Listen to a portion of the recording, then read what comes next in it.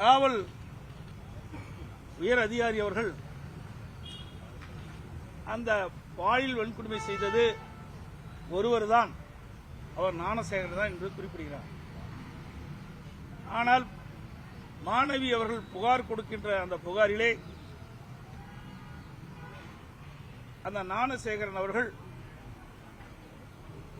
Sir என்று செல்போனிலே பேசியிருக்கிறார் என்று குறிப்பிட்டிருக்கிறார்.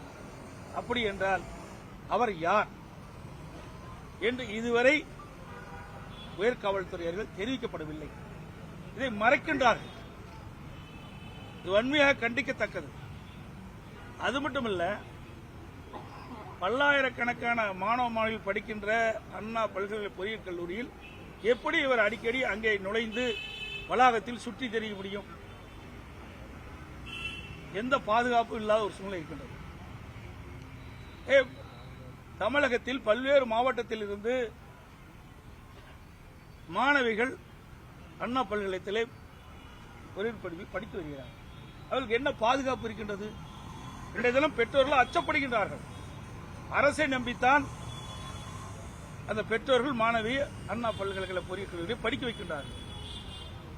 அது மட்டுமில்லாமல் அந்த அண்ணா பல்கலைக்கழக பொறியியல் கல்லூரியிலே சுமார் 70 சிசிடிவி கேமரா பொருத்தப்பட்டிருப்பதாகவும் அதில் 56 சிசிடிவி கேமராக்கள் தான் வேலை செய்வதாகவும் தெரிவிக்கின்றார். மற்றவை ஏன் இயங்கவில்லை? 56 சிசிடிவி கேமரா தான் இயங்குவதாகவும் மற்றவர்களும் இயங்கவில்லை என்ற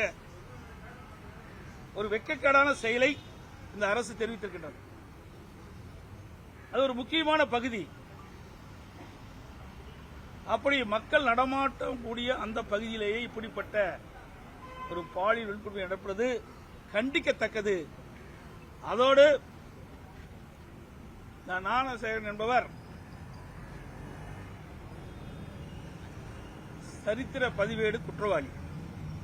இவர் மீது 20க்கும் மேற்பட்ட வழக்குகள் பதிவு செய்யப்பட்டதாக பத்திரிகையில் செய்தி வந்துள்ளன.